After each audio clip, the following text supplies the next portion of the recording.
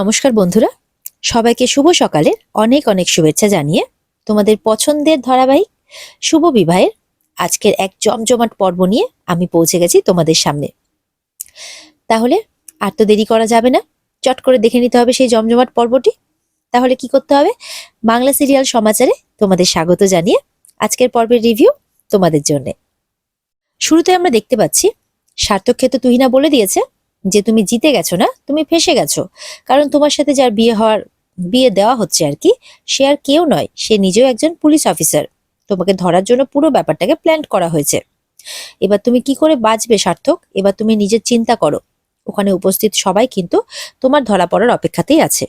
সার্থক তো এবার চুপিসারে ফোনটাকে রাখে, কোনো রকম মুখের রিয়াকশন না দেখিয়ে। পেছনে ঘুরতেই দেখে তেজ দাঁড়িয়ে আছে। তেজ বলে, কার সাথে কথা বলছিলি? বলে, রং নাম্বার। তেজ মনে মনে বলছে, ফোনে এতক্ষণ ধরে কথা বলছে, সমস্ত ব্যাপার জানাচ্ছে, ব্যাপারটা কি, কাকে জানাচ্ছে? তার মানে কি সুধাই ঠিক বলছে? সুধার সন্দেহটাই ঠিক যে এ আমাদের কোনো ক্ষতি করতে এসেছে, এমনটাই ভাবছে।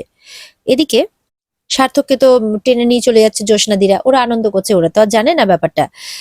এদিকে সার্থক কিন্তু ফাঁক পেতেই প্রপার্টির পেপারটাকে খুলে দেখছে, দেখে ভেতরে কিচ্ছু নেই, সাদা কাগজে ভরা। তখন সুধা এসে বলছে, কি ব্যাপার, কিছু পেলে না বুঝি?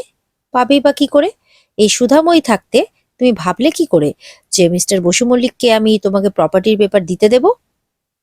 সার্থক কিন্তু এদিকে মনে মনে ভাবছে, তুমি যতই চাল চেলে নাও সুধা, এবার আমি এমন চাল চালবো যে যাকে নিয়ে তুমি এত দাপট দেখাচ্ছ, এত অহংকার করছো, সেই মানুষটা আর থাকবে কিনা সন্দেহ আছে। তখন তুমি কি করবে? এর বলে সার্থক কিন্তু ভেতরে চলে যায়। কেউ কিন্তু এই ব্যাপারটা লক্ষ্য করে না, সবাই নাচ গান করতে ব্যস্ত। হ্যাঁ, সুধা ঝিনুক নিজেদের মধ্যে আলোচনা করছে ঠিকই, কিন্তু তারাও কিন্তু এই ব্যাপারটা লক্ষ্য করে না। এবার সার্থক কি করছে, ওপরে যে ঝালরটা ঝুলছে সেটা এবার তেজের মাথায় ফেলার প্ল্যান করেছে। উপরে গিয়ে দড়ি দিয়ে সেটা কাটছে আর বলছে যে সুধা, তোমার ডেকোরেশনই হবে এবার তোমার কাল।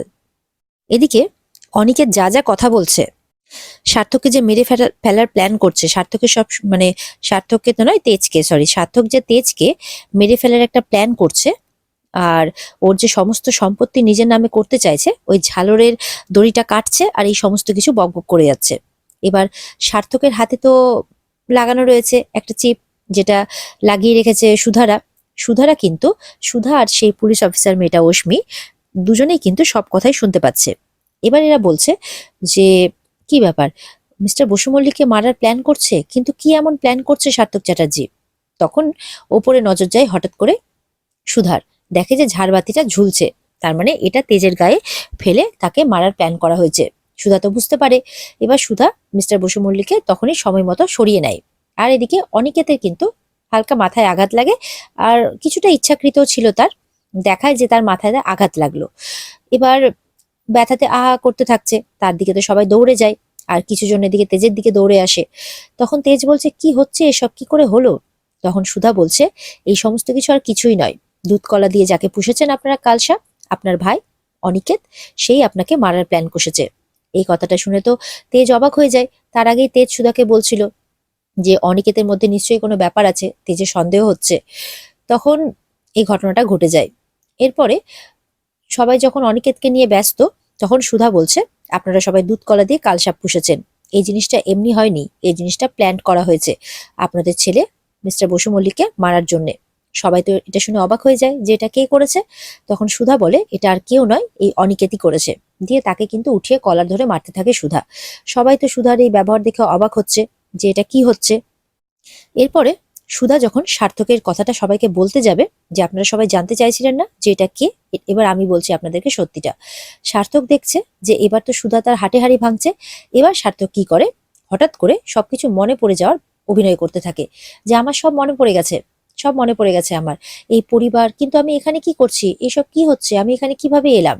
আর সুধাকে দেখে বলছে, সুধা, আমার সুধা, সুধা তুমি এতদিন পর। তখন তো আমার সুধা, আমার সুধা বলতে দেখে তেজ তো খুব অবাক হচ্ছে, বাড়ির বাকি সবাই অবাক হচ্ছে।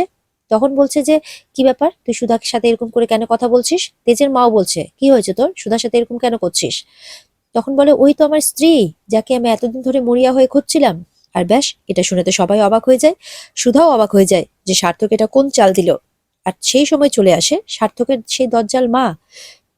সুধা তাকে দেখে অবাক হয়ে যায়, কারণ সার্থকের হাটে হাড়ি ভাঙছে। এবার সার্থক আগে থেকে তার মাকেও প্ল্যান করে দিয়েছে। দেখা যাক আগামীতে কি হয়। সার্থক মনে মনে বলছে, যাক, মা একদম ঠিকঠাক সময়ে প্ল্যান মাফিক এসে গেছে। সার্থকের মা এসে বলছে, আমি তোকে অনেক খুঁজেছি রে, খুঁজতে খুঁজতে শেষমেশ আমি আবার এখানে এসেই পড়েছি, যেখান থেকে 20 বছর আগে আমাকে বের করে দেওয়া হয়েছিল। আর সাথে তোকে একা পাইনি, আমার বৌমাকেও পেয়েছি। এবার তো সবাই শুনে অবাক হচ্ছে। তেজের বাবা বলছে, ছোট বৌমা তুমি এসব কি কথা বলছো? বলে, হ্যাঁ। সার্থক বলছে, ওই তো আমার স্ত্রী। তখন জ্যোৎস্না বলছে, কিন্তু ওর প্রথম স্বামীর নাম তো? বলে, হ্যাঁ, সার্থক চ্যাটার্জি। সার্থক বলছে, আমি হলাম সেই সার্থক চ্যাটার্জি। আর এটা শুনে তো সবাই অবাক হয়ে যায়। সার্থক বলছে, ও আমার উপর অভিমান করে চলে আসার পর আমি আমার ভুলটা বুঝতে পেরেছি। আমি মরিয়া হয়ে তন্ন তন্ন করে খুঁজেছি ওকে। সুধা তো এবার চিৎকার করে উঠছে, মানে মিথ্যে মিথ্যে সব মিথ্যে চিৎকার করে বলছে সুধা, যেগুলো সব মিথ্যে। ঠিক সেই সময় দেখা যাচ্ছে বাড়িতে ঠাম্মি এসে হাজির। ঠাম্মি বলছে, কি ব্যাপার? আমি ভাবছিলাম বাড়িতে এসে সবাইকে চমকে দেব, কিন্তু এখানে তো আমি কাউকেই দেখতে পাচ্ছি না। কি হচ্ছে আমার এই পরিবারে? কিন্তু সার্থকের মা পুরো বলছে যে সুধা আর সার্থকের ডিভোর্সটা কিন্তু এখনো হয়নি। কিন্তু সুধারা তো বলছে 2 বছর আগে ডিভোর্স হয়ে গেছে। কিন্তু সার্থকরা এটা সম্পূর্ণ মিথ্যে প্রমাণিত করছে। নিশ্চয়ই এর বিরুদ্ধে কোনো ষড়যন্ত্র করে এসছে আগে থেকেই, যার জন্য এত জোর দিয়ে কথাটা বলছে। তেজ বলছে যে, সুধা, এসব কি হচ্ছে? এদিকে তো ঠাম্মি চলে আসে ভেতরে, সোজা একদম মণ্ডপের কাছে। এসে দেখে এ কি হচ্ছে, আর এই অলক্ষণে মেয়েটা এখানে কি করছে, মানে সার্থকের মাকে বলছে। আর বলছে, এই ছেলেটাই বা কে? তখন সার্থক বলছে, আমি অনিকেত বসু মল্লিক, তোমাদের অনিকেত। বলে, এই দুটো অলক্ষণে এই বাড়িতে কি করছে? ঠাম্মি তো এদেরকে একদম সহ্য করতে পারে না, আর ওদের নেচারটাও ঠাম্মি খুব ভালো করেই জানে। তেজ বলছে, আমি ওকে এই বাড়িতে নিয়ে এসেছি। তখন ঠাম্মি বলছে, কেন? বলে, ও আমার প্রাণ বাঁচিয়েছিল। ঠাম্মি বলছে, এটা হতেই পারে না, যে ছোটবেলায় তোমার প্রাণ নিতে চায় সে তোমার এখন প্রাণ বাঁচাবে? এটা হতেই পারে না, এগুলো সব এদের ষড়যন্ত্র, ঠাম্মি বলছে। ঝিনুক তখন বলছে, আপনি একদম ঠিক কথাই বলছেন ঠাম্মি, এগুলো সব এদের প্ল্যান করা, সব এরা প্ল্যান সাজিয়ে এই বাড়িতে ঢুকেছে। সার্থকের মা তখন বলছে যে, আপনি কিন্তু ডিভোর্সের বিরুদ্ধে ছিলেন, তাই কিন্তু আমার আর অনির বাবার ডিভোর্সটা হতে দেননি। তবে আমি কিন্তু আমার অধিকার নিয়ে এই বাড়িতে আসিনি, আর অধিকার চাইতেও যায়নি কোনোদিনও। ঠাম্মি বলছে, প্রতি বছর যে তোমাদেরকে কত কত টাকা আমি পাঠিয়েছি তার কোনো হিসেব নেই, বুঝতে পেরেছো? তারপরেও এত বড় বড় কথা বলতে তোমার মুখে মানায় না। আমি কখনো চাইনি যে এই বাড়িতে তোমাদের ছায়া পড়ুক। সার্থকের মা বলছে, আমি আসতে চাইনি, কিন্তু আমাকে আসতে বাধ্য করেছে আমার ছেলের বউ। বলছে, আমি কিন্তু আমার ছেলে আর ছেলের বউকে এই বাড়ি থেকে ফিরিয়ে নিয়ে যেতে এসেছি। ঠাম্মি আঙ্গুল দেখিয়ে বলছে, চুপ, একদম চুপ কর। তোমরা দুজন যে কত বড় ঠক সেটা আমার থেকে বেশি আর কেউ জানে না। সার্থকের মা বলছে, একটু আপনার ভুল হলো, আমি বা আমার ছেলে ঠগ নয়, ঠগ হচ্ছে আপনাদের বউ সুধা। তারপর তো সার্থকের সাথে যে সুধার বিয়ে হয়েছিল তার বিয়ের ছবিগুলোও দেখাতে থাকে, মানে তেজকে। তেজ তো দেখে অবাক হয়, সুধাকে বলছে, এসব কি সুধা? সুধা বলছে, হ্যাঁ, এই যে কথাগুলো বলছে, এই কথাটা ছাড়া কিন্তু বাকি সবকিছু মিথ্যে, শুধুমাত্র এই কথাটাই সত্যি। আমাদের বিয়ে হয়েছিল, কিন্তু এই লোকটা আমাকে একদিনও বউয়ের সম্মান দেয়নি, আমার উপরে অত্যাচার করেছে। না পারতে আমি ওই বাড়ি থেকে পালিয়ে এসেছিলাম, কিন্তু আমাদের ডিভোর্সটা হয়েছে, আমি সেই প্রমাণ আপনাদেরকে দিতে পারবো। এবার সুধার মুখে অনিকেত বসু মল্লিকের সার্থক চ্যাটার্জির নাম শুনে তেজ তো খুব অবাক হয়ে যায়, যেন তার মাথায় পাহাড় ভেঙে পড়লো, যে এরকমও কিছু একটা হতে পারে। স্বয়ং সুধার হাজবেন্ড যে তারই পরিবারে এসে দাঁড়াতে পারে, তাও আবার তারই পরিবারের সদস্য হয়ে, এটা তেজের কাছে খুবই শকিং। আর আগুনে ঘি ঢালার জন্য ইমন তো ওখানে সারাক্ষণ বসে রয়েছে। ইমন তখন আসে, এসে বলে, এটা তুমি কি বলছো সুধা? তুমি কিছু জানতে না? তুমি তো সবটা জানতে। অনিকেতের না হয় স্মৃতি হারিয়েছিল, কিন্তু তোমার তো সবটা মনে ছিল। তুমি তো বলতেই পারতে সবাইকে যে এই তোমার প্রথম স্বামী চোখের সামনে ঘুরঘুর করছে, দেখেও তুমি কাউকে কিছু বলেনি। বাহ! সুধা বলছে, ওর কোনো স্মৃতি হারায়নি, এগুলো সব ওর অভিনয়। কিন্তু ইমন না জানি কোথা থেকে উড়ে এসে জুড়ে বসে ও বলছে, না, এগুলো অভিনয় ছিল না। তেজের মনটা তো খুবই ভেঙে যায়, খুব মনটা খারাপ হয়ে যায় তেজের। সুধার সাথে কাটানো সমস্ত মুহূর্তগুলোর কথা ভাবতে থাকে, আর ভাবে, তাহলে কি সবকিছু মিথ্যে হয়ে গেল? সুধা তখন বলছে, আপনারা সবাই ওকে অনিকেত বলে মেনে নেওয়ায় আমারও দ্বিধা হয়েছিল।